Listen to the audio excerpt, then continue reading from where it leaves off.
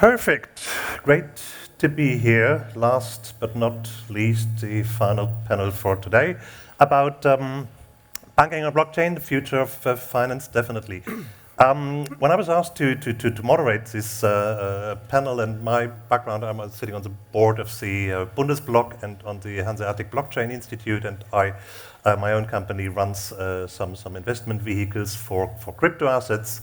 I was thinking about, so let's talk about the future of German banks regarding to blockchain, and I was expecting to have some people from the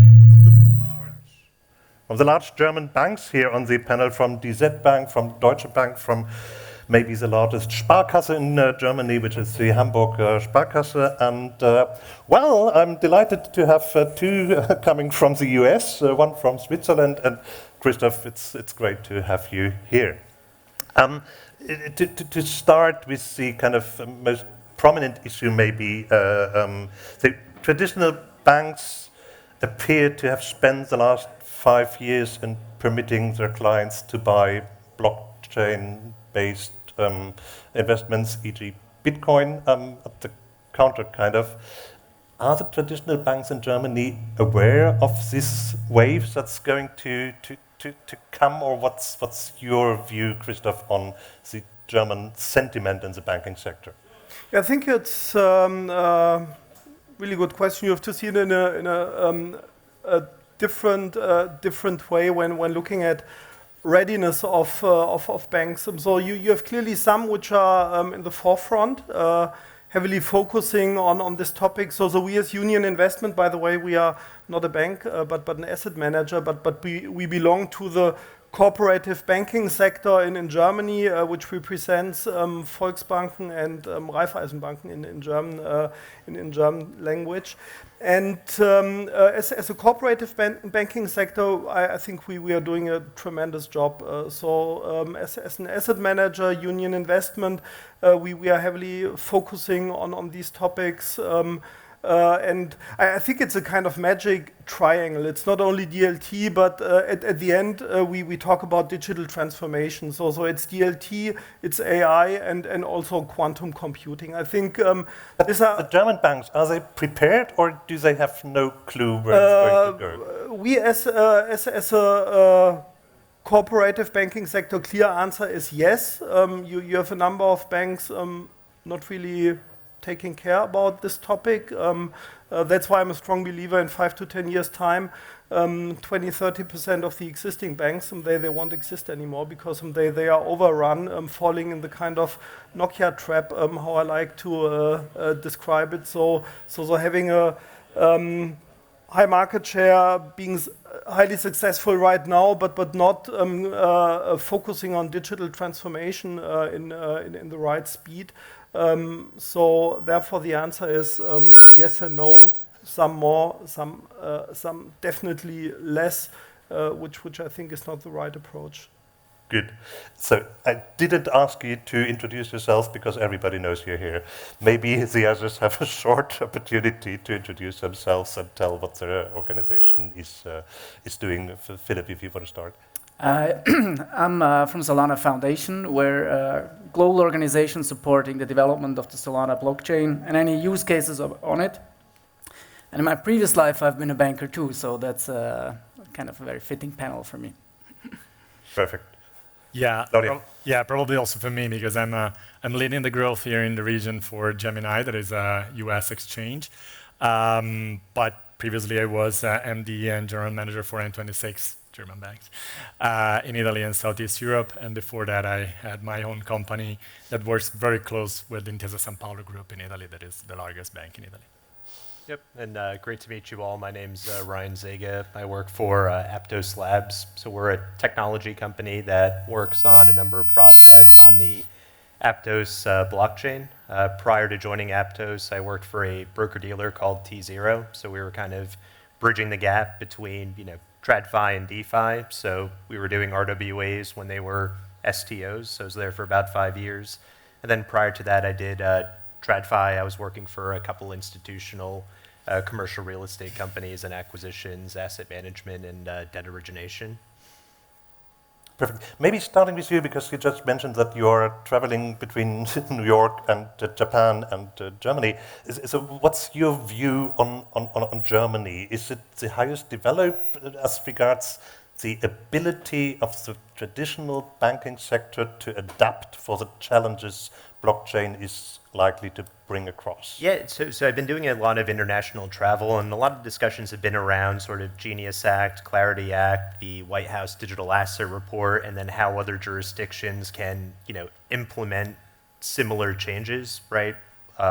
Regulation around stablecoins, and I think there's also a high interest, right, in sort of Germany and other jurisdictions. It's, potentially a bit slower than what we're seeing in the US, but yeah, whether it's, Japan, Korea, Hong Kong, Germany, high level of interest, and then, TBD on the sort of, I guess, like speed of execution. Claudia, from your experience with N26, so that is, it is a new bank, and trying to fit the demand of a younger customer group. How relevant was it or is it for a bank like N26 in comparison to Commerzbank, who's not even around today, to digitalize, e.g. to adapt products, demands that are on-chain or are even crypto assets? Yeah, I think, we are clearly in front of an innovator dilemma for banks now, including, I think, digital banks too. As you know, N26 rely on an external partner for delivering crypto. So it's not just technology, it's not just, a P&L problem, because in the end it's like offering blockchain solution can be a very big problem for P&L for traditional banks.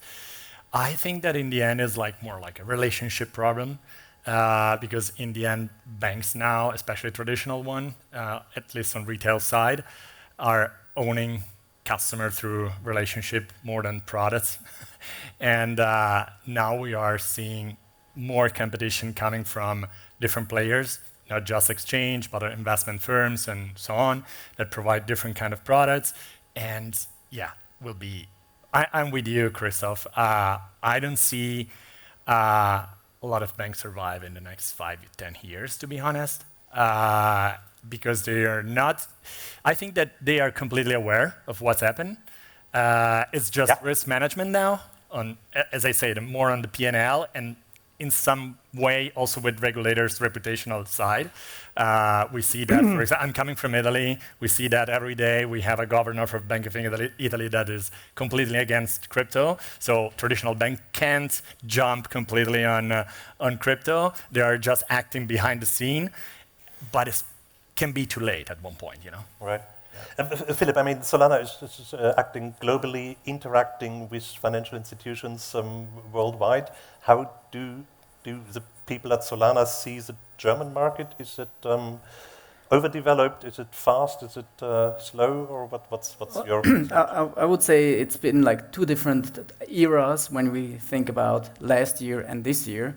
I think last year it was with Mika, everything's like on a steady track, going there, finally being implemented, getting traction. While in the US, things were not just like uncertain, but really a hostile regulatory environment. But now, things completely changed, and it's having this kind of seeing different projects. It's pretty impressive to see how when US companies, once they decide going one way, they have the capital, they have the talent, and they have the risk-taking mentality. So I think right now they're just running ahead, and Europe and Germany being left behind. Christoph, coming back to you, we just heard from Bullish that they set up their European entity in Germany because BaFin is said to be the strictest regulator, and they wanted to fulfill their requirements. So I think, in fact, the German and European regulation is significantly harder than in the US, than in Asia, and so on.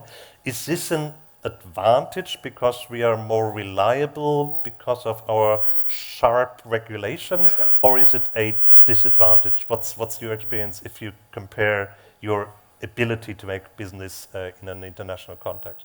From my perspective, Moritz, it's clearly a competitive edge. So a benefit we have here in Europe. I think regulation, regardless whether you look at crypto assets, cryptocurrencies itself, or whether you look at tokenization of traditional financial products, regulation is really key. So what is the key objective of a regulator? Take German's BaFin or take ESMA on a European level. It's on the one hand protection of retail investors, and it's on the other hand assuring financial stability. And I think our industry is heavily based on trust. We've had in one of the previous panels the term TrustFi, which going forward plays a key role, and that's where we need clear guidance from regulators. Here in Germany, we've had most recently BaFin Tech. That's a conference which takes place every 2 years in Berlin, hosted by German BaFin, our national regulator, and Deutsche Bundesbank, our national central bank here. And the key message which was given from head of BaFin and head of Bundesbank is, on the one hand, we want to allow innovation. We want to collaborate with the industry, with the various stakeholders when it comes to collaboration. But on the other hand, we have to assure that financial market stability is given and that consumer protection is given. And I think looking at accidents in the crypto space, which happened over the last couple of years, just take FTX. I'm sure such an accident here in Europe, we never ever would have seen it. And everyone is aware that FTX was causing a crypto winter, where out of a sudden the entire industry didn't talk about crypto anymore for 6 to 12 months. And therefore, I think you have to clearly find a balance of allowing a maximum of innovation, but on the other hand, assuring the kind of core pillars of the financial market. And I guess that's what we achieve here in Europe in a fantastic way. We've had a discussion about DLT pilot regime.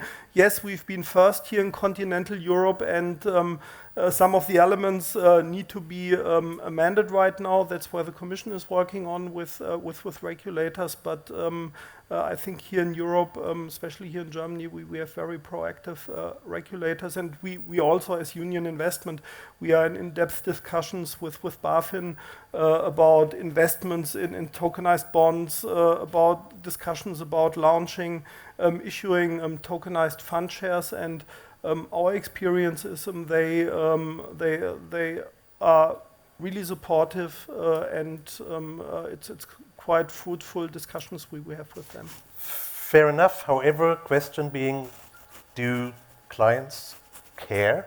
And maybe that's a question to you, Ryan. I mean, in the US, we have more than 50 million holders of crypto, and even though there was little to no regulation, and yes, Germany, we have some 10 million maybe. Do you think what Christoph says is right, that we need to have a very strict consumer protection and regulation, which makes things much slower, or if we want to support the market, we need to be a little bit easy peasy? Yeah, it's interesting, right? Because it's a two-sided, kind of viewpoint that we have, right? For regulated products, right? You have a number of innovative financial institutions, Franklin Templeton, BlackRock, JP Morgan, Citi, you name it, that have large digital asset divisions where they're launching products, a couple of which are like money market funds that are issued, on different blockchains, Aptos, Solana, you name it, right? So you have these instruments that are kind of going out to a more, crypto curious, right, blockchain curious audience, and then sort of outside of this regulated space, you have a number of blockchain native or crypto native products that are trading on centralized, decentralized exchanges.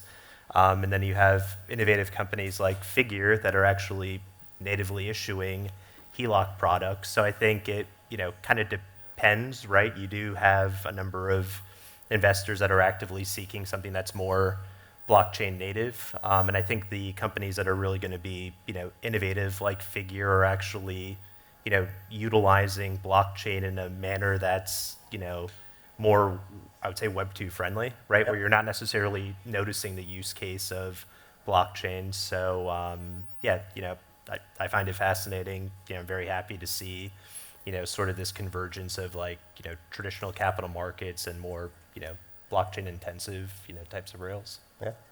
Maybe let's focus a little bit more on the future of banking. And frankly, with the Web 2 development, we have seen that afterwards there were hardly any travel agencies anymore, because all the functions of a traditional travel agency was taken over by something that was achievable by the individual via a digital technology. And the claim, at least, is that Web 3 will enable each individual to do what used to be a privilege of a regulated financial services organization by themselves. And I think all of us here in the room, at least, know that technology is there. We can have cash, we can do transfers, we can buy securities and even derivatives online without a bank. And maybe this question goes to you, Claudio.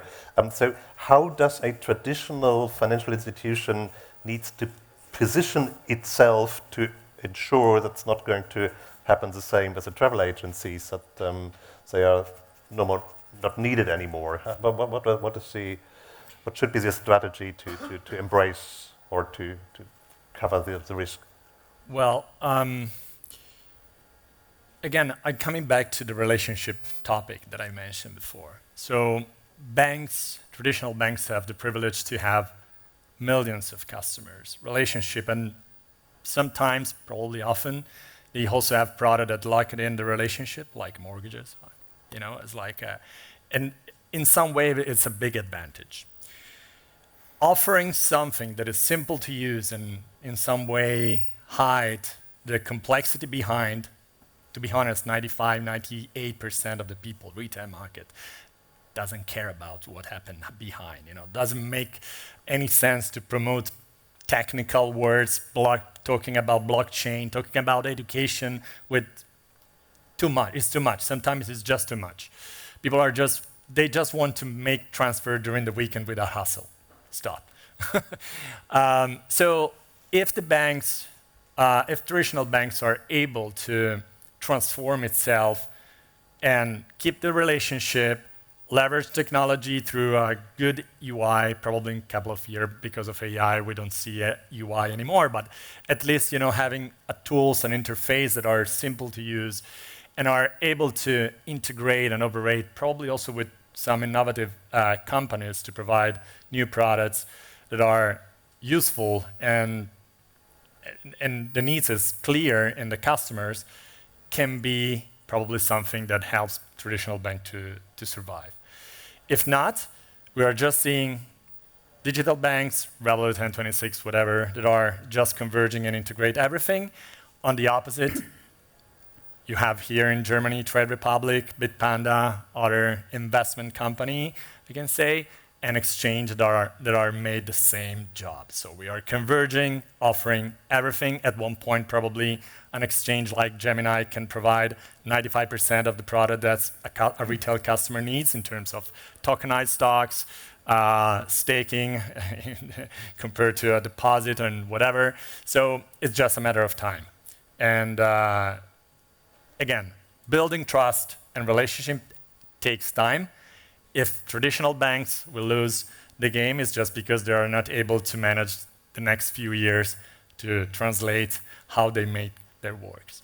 Maybe to take another perspective, Philipp, from your point of view, from the point of view of Solana, individuals are interacting with Solana actively, that's what we know. Does your business model need banks as an intermediator between individuals and the blockchain, or is your kind of focus something where you say that banks will at some point in time become entirely irrelevant? Well, what we see is where the innovation happens is on the retail side, where it's fully permissionless, and the innovation and the trial and error basically happens in real time in production, and it's not to 24-month product design cycle to get something out and try, but it's like it's coded and a few days later it's on chain and tried, and that's why it's this extremely high rate of innovation. But in that world there is no intermediary needed, right? It's the permissionless world, and that is the disruptive energy and the disruptive, like, from a bank's perspective, the risks. So the question is really how to embrace this disruption and be part of it. And I think there is one way, at least as of today, is this regulation builds a bit of a protection as well, because a lot of incumbent large players, they will only go and do it and launch products if they have absolute clarity. The way this happens now in Solana is you have the blockchain is permissionless, but the tokens are permissioned. So the holders are whitelisted, the issuer can mint, burn the tokens, etc. So I think the innovation part is going to be on the retail side. Then there's like some middle ground, and like over time we're being like now this permissioned way of things being embraced by larger players. Also, I think in the last 12 months, the stance, like banks wouldn't touch permissionless chains 12 months ago. It was a complete no-go. It's warming up now because they see the benefits of it. So I think it's really the tricky questions for banks is how to survive in this disrupting technology. And I think one angle, you mentioned the relationship. I would say crypto still has a UX problem. Like the interface is still not where it needs to be to onboard 1 billion users, and that's probably where they can have a good role, helping, as they do now already, right? Helping the user guide through the plethora of products and technologies there is there and make it easy to use. Looking at the hurdles for quite a while, blockchain technology was somehow scary, and then more and more people understand that this is a technology that has some level of reliability. However, most assets that are traded are highly volatile, which is the second kind of hurdle. And now what we have seen over the last, I would say, 3 months is really a large stablecoin development, which takes out the risk of volatility, at least. From your point of view, Christoph, is stablecoin changing everything? Because now the second largest fear is no more around, and you can use the blockchain as the infrastructure without being automatically exposed to volatility, or is the impact irrelevant? I guess I wouldn't agree with when we're looking at tokenized instruments that they are by definition embedded with high volatility. When looking at Bitcoin, Ethereum, Solana and co, yes, we've seen in the past that they were characterized by higher volatility. On the other hand, for us as an asset manager, tokenization of traditional financial instruments also plays a key role, and a tokenized Siemens bond by definition is not more volatile than a non-tokenized traditional Siemens bond. Take Mercedes as a share, or IBM in the US, when Robinhood tokenizes IBM shares and puts a wrapper around the swap. This instrument is not more volatile than a traditional IBM share. So I think it's a kind of myth we should at one stage stop with, saying that crypto assets, tokenized assets, they are by definition highly volatile. Looking at stablecoins, we discussed it in one of the previous panels. Is it the kind of silver bullet which solves all problems on the payment side? My answer is clearly no. At the end, when looking at cash on chain, I highly appreciate the setup we have here or will have in Europe going forward. We will have stable coins, we will have a commercial bank money token, so tokenized deposits issued by banks, and we will have as a third instrument wholesale, and I underline wholesale, not retail, wholesale CBDC. And I think that's, from my perspective, the perfect ecosystem. Coming back to your questions on stable coins, here in Europe, defined under MiCA, stable coins are non-yield bearing assets. And I think this is, for a long-term holder of digital cash, this is a significant showstopper. So we as an asset manager, when having cash positions, would we ever go in stable coins? Clear answer is no, because we wouldn't fulfill our fiduciary obligation. Today, when we have cash, our custodian pays us ECB funding rate, and I can't replace, just for the sake of easier settlement, I can't replace bank deposits where I get yield with stable coins, where by definition the issuer collects them the yield and doesn't pass through anything to us. Yes, but I mean, you can use stablecoins. It gives them protocols to generate yield at sometimes quite attractive rates in yield farming, staking. You have two possibilities. You have staking, where you lock your cash, and by definition, as an asset manager, we can't work with locked cash. So by law, it's not allowed to lock the cash for a certain period. Cash needs to be available full time. And when going into yield farming, when you take out the cash, you don't get any yield paid. And therefore, from my perspective, for the professional financial industry, solution is commercial bank money token in combination with wholesale CBDC. That's why we are highly supportive for the ECB and for Bundesbank when it comes to Pontes. So that's the first stage, which will go live August, September next year. I think there are a number of use cases for stablecoins. So it's not that the one is in the good and the other one is in the bad one. Stablecoin, when you look at crypto native investors, when you are invested in Bitcoin and you take some profits for a very short period of time, you want to remain on-chain to park your cash, you easily go into stablecoin and you give a shit about whether you earn yield or not when you make 30% plus with your Bitcoin. You don't care about 2% you get for half a month. Yeah. Ryan, what's your thoughts about are stablecoins potentially a game changer for adoption and usage of So I'd say in emerging markets, yes, we're seeing a lot more utilization with neobanks, other types of financial institutions where their underlying investor base, right, their user base likes to transact in USDT, USDC, whatever it may be. So we see a lot more interest, I would say, in those emerging markets, particularly with stablecoins that are U.S. Treasury backed. It'll be interesting to see what occurs in sort of, the APAC region, Europe, and other domiciles with non-U.S. Treasury backed stablecoins, right, of different currencies. So we'll see, what adoption looks like there. But yeah, we're seeing a lot of interest in mainly emerging markets, Latin America, the African continent, parts of the APAC region. Yeah, I think we need to differentiate between the crypto as an asset class and as a financial infrastructure. And the asset class, always been very volatile. Bitcoin, Solana, Aptos, and probably will be for quite a while.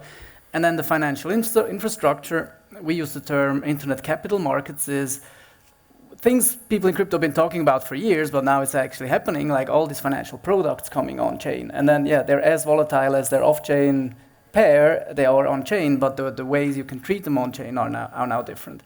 And there's also this term of real-world assets, and the stablecoin, which exists for many years, are basically just the first tokenized real-world assets, right? So, and as such, I think they're like the basis of every trade that is going to come on these internet capital markets, and it cannot be overestimated how important it is, not just for the crypto infrastructure, but you mentioned it for emerging markets, access to the dollar, and I think it's like huge volumes we see now, but it's still just the beginning, I think. When Moritz, I may add one point, one topic we are currently focusing on, and that's also what we previously discussed, is tokenized money market fund. And I think that's, from my perspective, from a visionary point of view, the much more superior product. So our core belief is that in a couple of years' time, all instruments will be tokenized, regardless whether you talk about bonds, stocks, fund shares. Tokenization will be clearly the format of securitization. Then we will have 24/7 trading, and we also have a T0 or second zero instantaneous settlement. And then a stablecoin, in a very best case, is a pure settlement vehicle, and you get a cash inflow. You receive stablecoin, you convert the stablecoin instantaneously in a tokenized money market fund with extremely low bid offer spread, low transaction cost. And then when you want to release a payment, regardless whether you're a retail guy or whether you're an institutional guy, when you want to release a payment, you reconvert the tokenized money market fund in stablecoin, you start the payment process, and then the recipient again has reconversion into tokenized money market fund. And that's... It works already. I did it last week on 21X. So it was we have some products already live. So Franklin Templeton 21, they launched Benji, the first tokenized money market fund. BlackRock is, I think, the biggest as of now with a BUIDL, with about 4 billion assets under management. But going forward, from my perspective, regardless, as I said, whether retail or institutional, there's no real need to really have cash positions anymore, which are non-yield bearing. With a T0 settlement, with an instantaneous settlement and 24/7 trading, low transaction cost, you permanently can stick with yield bearing instruments, and there's no reason not to collect the yield. Yeah, Claudio, your point about game changer stablecoin. Stable, if I put, my perspective on retail customers, and I ask now how many people are using USDC or USDT, you can now with Mega, but how many customers are using USDC or stablecoin just to transfer for your friends here in Europe? Doesn't make, I don't think so. I don't think that works. In the end, if you have a Revolut account, you can send immediately, also during the weekend, and it would SEPA instant money to your friends in France. Yeah, no, currently people are using PayPal in exactly. So Europe. That's, so we need to. Not sure whether you want to use this anymore. PayPal. There's different uses. Of course, yeah, sure. Story. Yeah, there's different uses.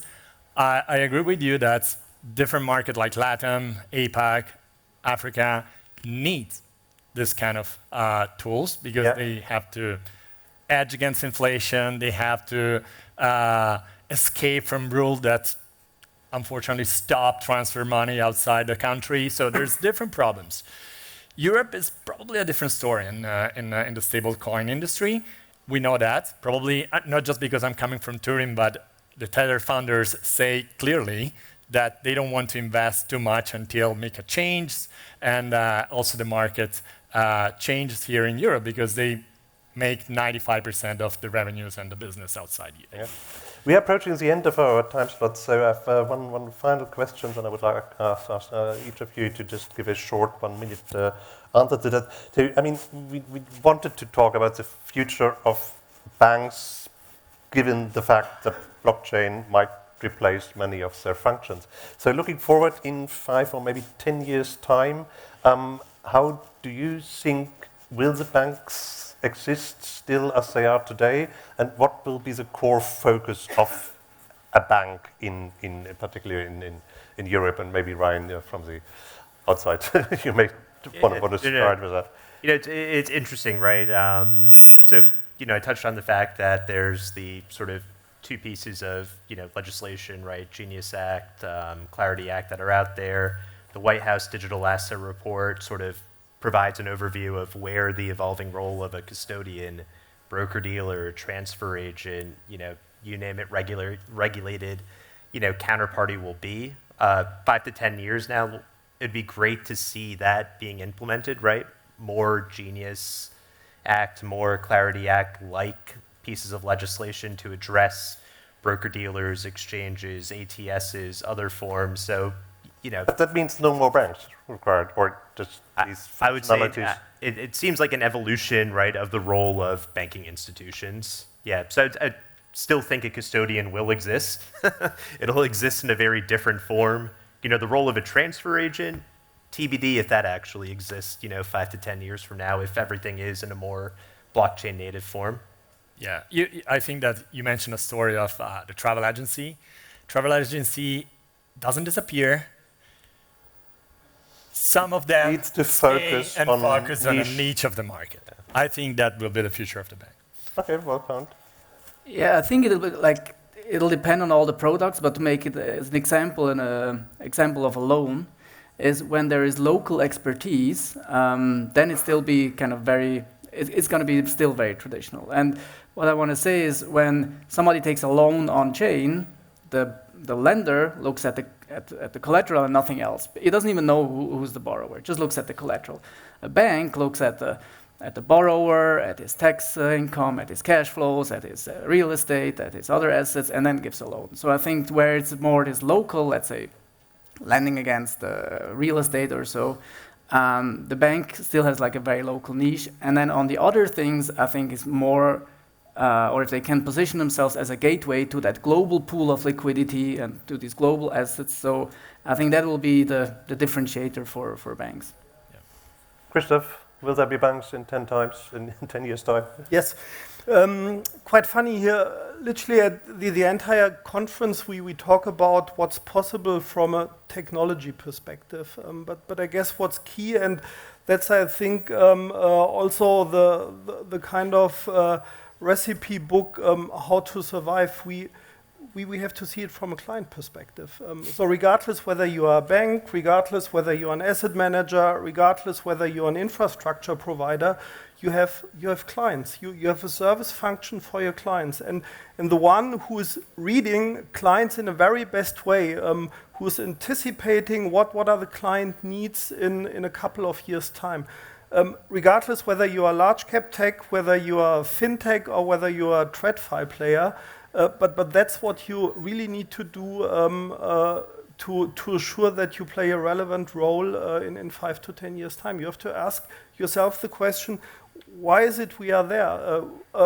Our goal is, as said, to serve clients in a best-in-class way.